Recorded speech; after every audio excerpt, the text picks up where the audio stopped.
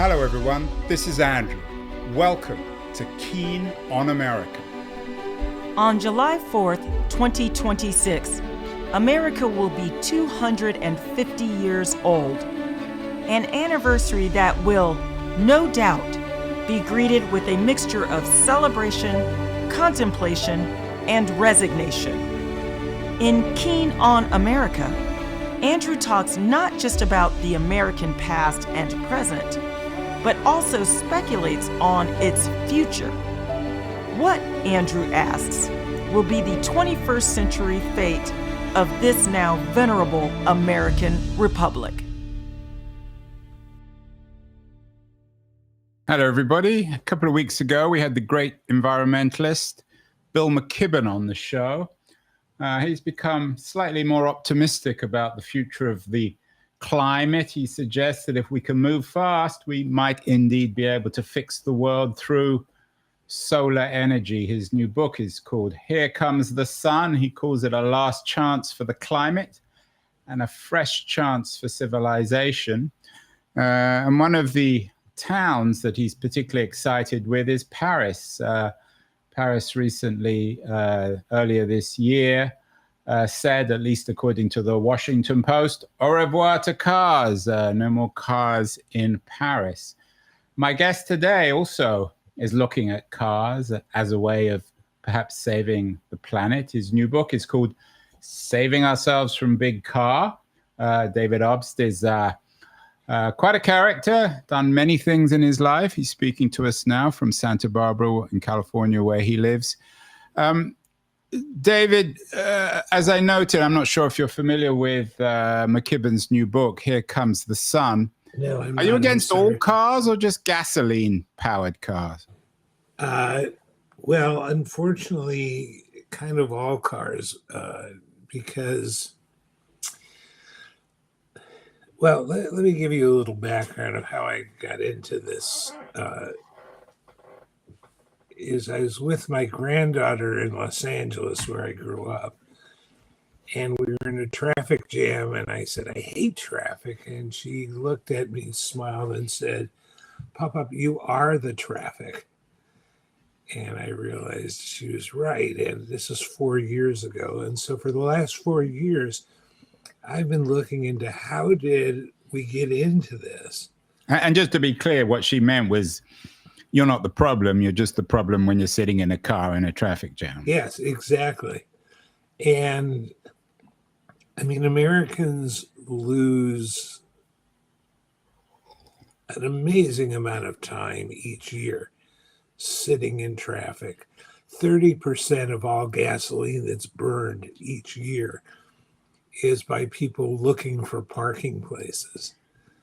The statistics are remarkable. And so what I did was I used to be a pretty good investigative reporter. I worked with a number of the top people in the field, including Seymour Hersh, who was chief investigative reporter for the New York Times. And before he took that job, he and I broke the My Lai massacre story together and won the Pulitzer Prize. I was also Woodward and Bernstein's agents for All the President's Men and a number of other journalists. So I've been around journalism my whole life, and I know how it works. So I decided I was going to try and find out, how did our species get into this conundrum? I'll give you just a quick minute and a half explanation. Is at the beginning, in my book, I give a cursory history of transportation, and I take it up to the year 1900. You know what the biggest problem was in urban America in the year 1900? If you lived in New York or San Francisco or any horses, I'm guessing. Dangerous horses. Very good, very good. Most people don't know that. It was horses. In New York City alone, 130,000 horses a day came into the city, each of them leaving 24 pounds of manure and 12 gallons of urine. and the cities became impossible. So we invented the car. The first Well, I car. don't think, I mean, to be clear, David, I don't think we invented the car because of horsemen. We invented it because, for better or worse, it's a more efficient way of traveling around, faster, maybe not more efficient in the long term of the planet, but it wasn't a reaction to horses, was it? The history of the period shows that one of the most compelling forces to getting alternatives to horses in the city was finding other means of transportation.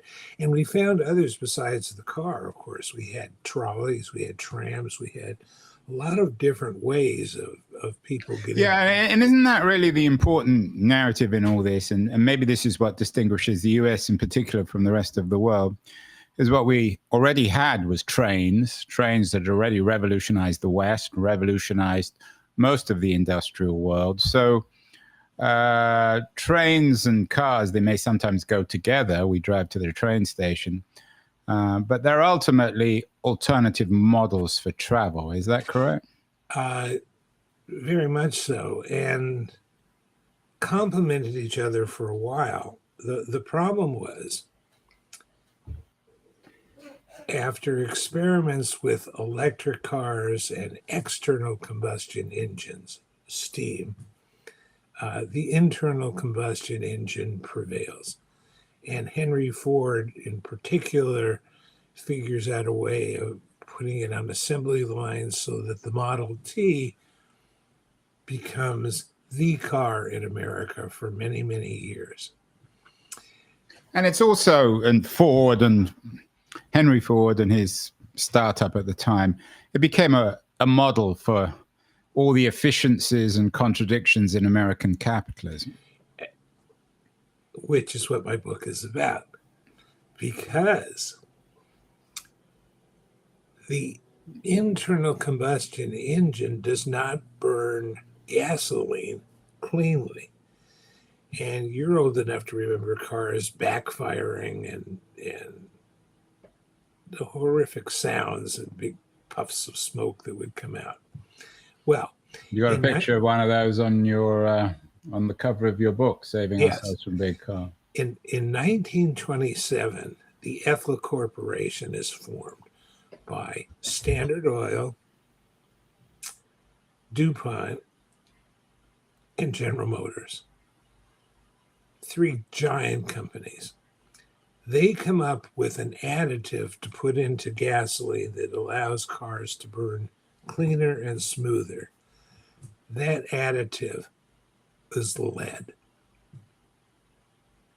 For the next 70 years, we spewed so much lead into the atmosphere that it is responsible, according to the World Health Organization,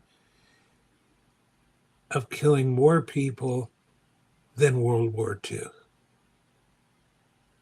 So are you suggesting that the oil industry, big oil, and that's a term, and I've never actually heard the term big car before, but I certainly heard big oil. The big oil is responsible for all these deaths? I'm sorry. Big car is big oil, big auto, big lobbyists, big asphalt, all of the component parts that make up the automobile industry. And actually, one of the interesting pieces of the conversation with McKibben, I'm not sure if you had a chance to look at it, was that he sees the opposition to solar power in terms of the conventional oil industry and, of course, auto industry. So for him, I'm not sure if he uses the term big car, but he certainly, I think, is in. No, I had not seen big car used before, but it seemed like a pretty good catch-all for putting all of these people together. Anyway, very quickly, the Ethel Corporation comes up with putting lead into gasoline. This is very apropos for what's happening today because they were so powerful, these 3 companies, in their lobbying capabilities and others, that they were able to keep the statistics of the effect of lead on human beings secret for over 70 years. No scientist, no institution, nobody. So is this the point of your book? Because lots of books have been written against the car, David. Is this what you're saying? Have other people said this? That No, this I've industry not seen is very secretive? I've not seen that anybody accused Big Car of killing more people than the Nazis and communism. I'm surprised that next time you go out in Santa Barbara, you won't get run over by one of these people. If indeed what you're saying is true. How does it fit into the traditional critique of the car industry? As you note, you were around in the 60s. You're all too familiar with Ralph Nader. He's been on the show a couple of times. A very interesting, articulate man. Had an enormous influence in his critique on the car industry. Are you continuing in the footsteps, not literally footsteps of Ralph Nader? I don't think he still drives. He certainly doesn't carry a smartphone. It's more in the footsteps of somebody like Rachel Carson, who did Silent Spring. And when Rachel Carson did Silent Spring, which was an expose on DDT, a pesticide. When was that? 64, 63? Yes, exactly. Very good. She was tremendously beat up by big chemistry, and they tried to silence her, but she ultimately prevailed because her science was really clear. The same happens with Big Car. For 70 years, they are able to put as much lead as they want into gasoline. And the result is countless deaths. If you look, again, one nice thing about writing this book for the Columbia School of Business Press is they don't let you opine. They don't let you just say what you think. You have to have hard statistics to back up everything. So I have in the book the hard statistics from the World Health Organization, from Duke Medical School, from a number of other reputable. Yeah, no, I'm sure what you're saying, David, is substantial. But let's get back to the point about electric vehicles. If what you're saying, if your core argument is that traditional cars spew poison into the atmosphere, lead poison, which kills millions of people, which may or may not be true, why not just go to electric vehicles? Well, it is true. Well, I'm sure it is, but then what's wrong with electric vehicles? Aren't they solutions? Electric People still need to get around run with batteries that are powered by lead. So electric vehicles, in your mind, are no better than gas-powered cars? Well, not right now, unless they change their battery components.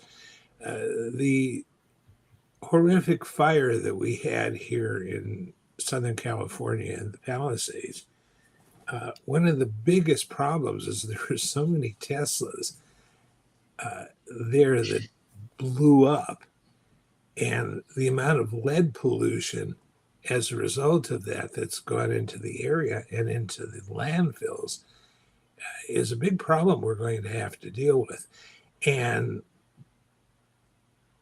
today in the world, countries that are building lead batteries and such are killing their populations at the rate, according to the World Health Organization, again, of 1,300,000 people will die. So there's okay. So I take your point, David. Maybe gas and even electric cars are not great for, certainly not for the environment, and certainly not for us breathing the air. But a lot of people are going to say, "Well, how are we going to get around?" America has struggled. Hold on, let me finish. America.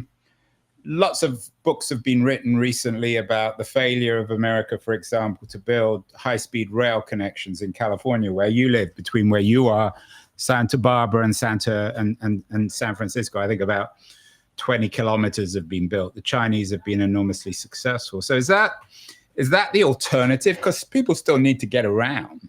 There is one alternative. The last chapter of my book is I take 10 communities throughout the world who have managed to get rid of private automobiles in their communities successfully.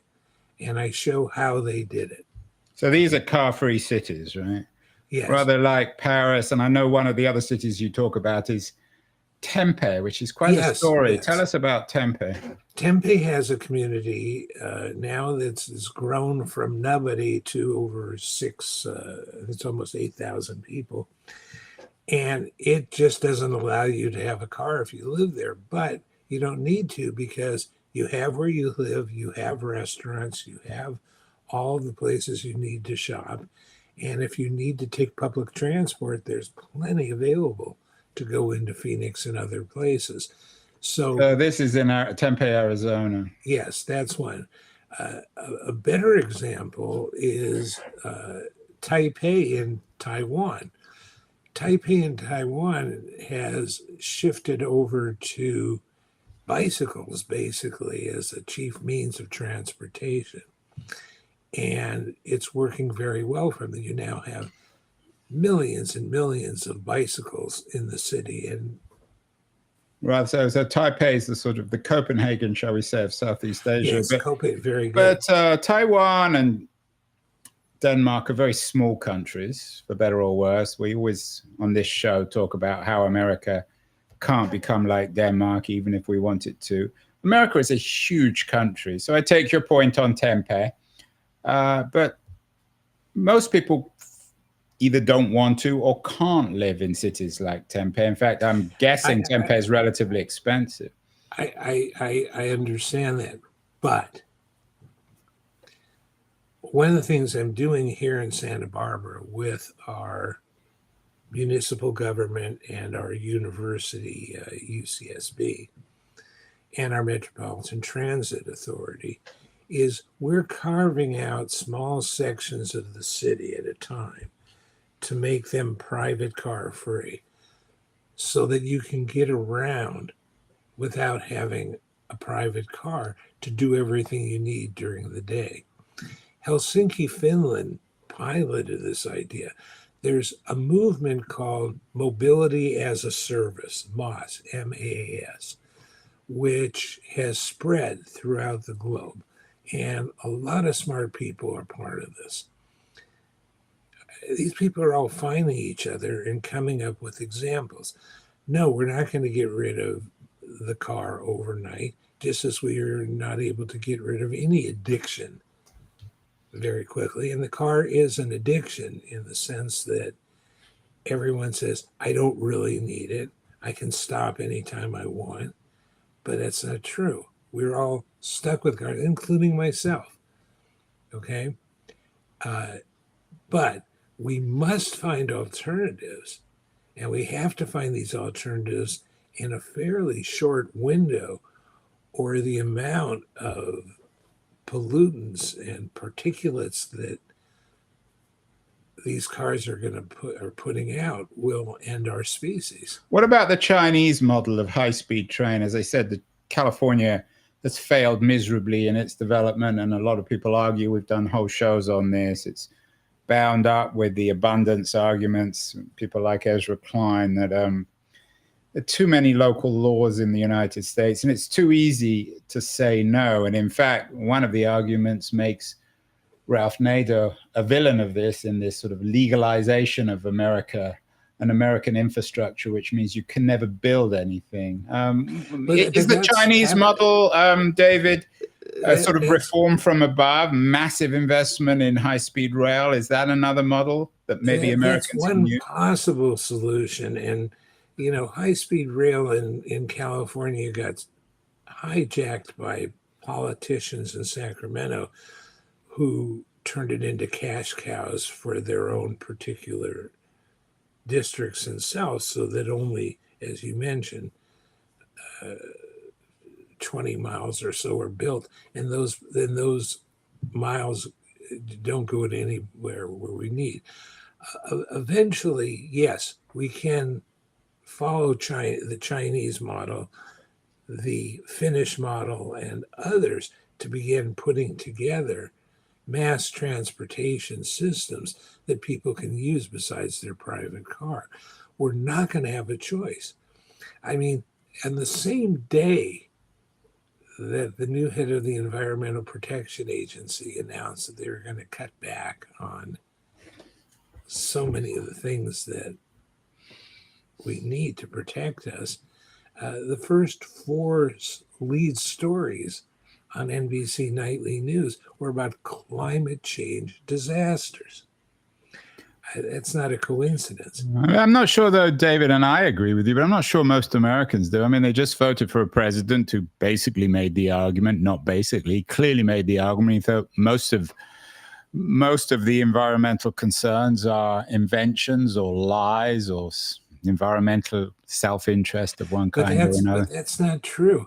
And I understand it's not true, but you have to understand. Yeah, but people still voted for that president, and now, and again, some people might be listening to this and thinking, I like my car. Why should I stop driving? I love driving.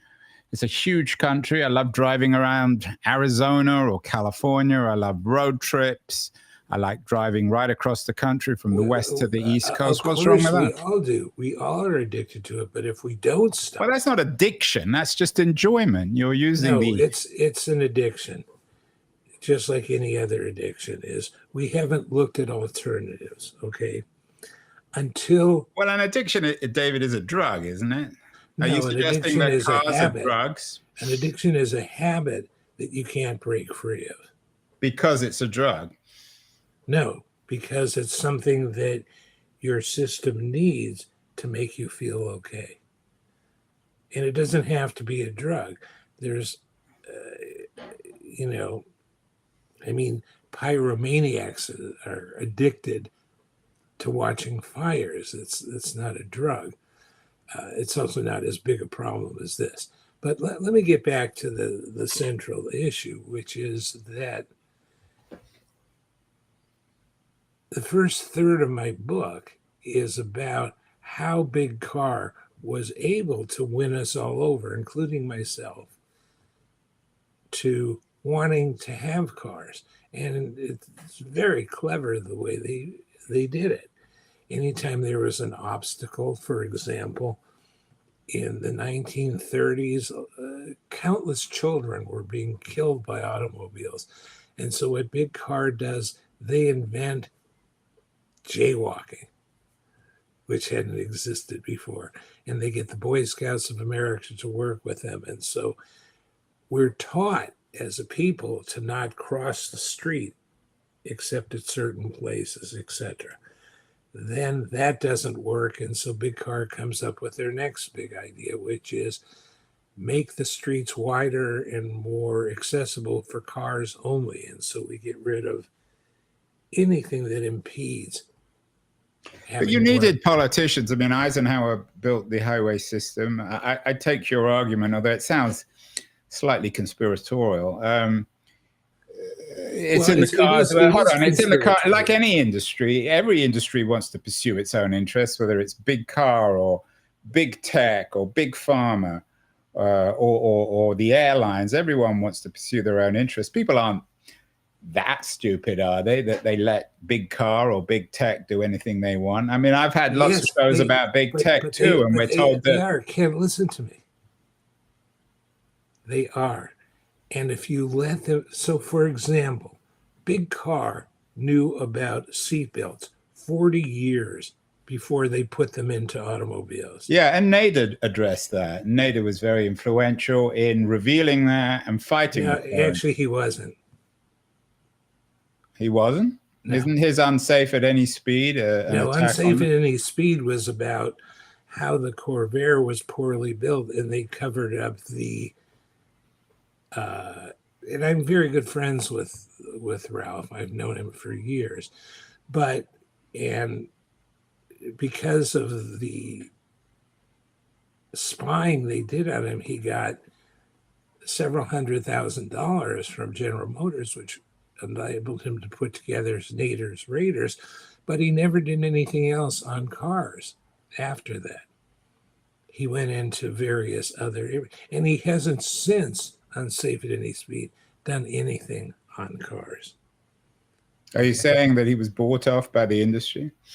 No, I don't think he's bought off. He had other interests. And also, look, why has no other investigative reporter come up with the fact that more people were killed by big car than World War II? Is that because the car industry that's is not a hidden statistic. That's been out there for years. So you're saying that big car controls the media so tightly that no one would dare say that, even if the data's out there? I don't say they control the media, but they run the media. A full-page ad by Big Car in the New York Times costs close to $85,000. An obituary in the Times about someone killed by a car costs $55. So are you saying that the editors of the Times won't publish critiques of big car because the oil industry will stop advertising? Exactly. Sounds a little conspiratorial, David. Is that really how the world read works? the book, because I have example. Let me give you the best example, which is in the book. It not only is conspiratorial, it was well planned, thought out, and brilliantly executed. Okay, so Who's the mastermind of all this then? okay, but if you read the book, you'll find there's a character named Dr. Claire Patterson, who is a professor at Caltech, right? In the 1970s, Patterson, who is a geologist and would have won the Nobel Prize if they had such a thing in geology, because he came up with how to carbon date rocks so that we knew how old the Earth was, began to see that all of his samples were polluted. He went to various magazines in the field of science. They wouldn't touch it. He went to Caltech. She went, right? He. Oh, she. It's a man. So you're saying that no one would touch it because it was too dangerous? Well, it was worse. Hear me out. The Ethel Corporation has two members on the board at Caltech. They come to Caltech and they make Claire Patterson an offer of 3 times his current salary and as big a lab as he wants if he'll just do one thing: stop talking about lead. He says no. Caltech can't fire him because he's a tenured professor, but they send him up on sabbatical to Yosemite for 3 years, where he basically is exiled, gets no research money, and can't do a thing about talking about big car. In 1969, in Santa Barbara, there's a horrific oil spill. You may remember it. Richard Nixon comes to Santa Barbara, walks along the coast, and says, "We've got to do something like this." And he puts together the Environmental Protection Agency. You can win a lot of bar bets by betting which president did that. Nobody would guess Nixon. Okay. Well, I think some people would, but get to your point, David. My point is that in 1970, the Clean Air Act is passed. Okay. It says that cars have to have catalytic converters placed in them by 1975. The Ethel Corporation and other people are not too worried about this because the catalytic converter hasn't been invented yet. You're old enough to remember gas stations that sold lead in. So yeah, okay, but what's your point? My point is that what finally stops lead for being so pernicious in at least America is that lead kills catalytic converters. So every new car began to die in the gas station.